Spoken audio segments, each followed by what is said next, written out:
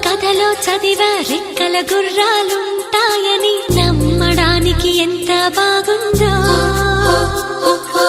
బాలమిత్ర కథలో చదివా పగడపు దీవులు ఉంటాయని నమ్మ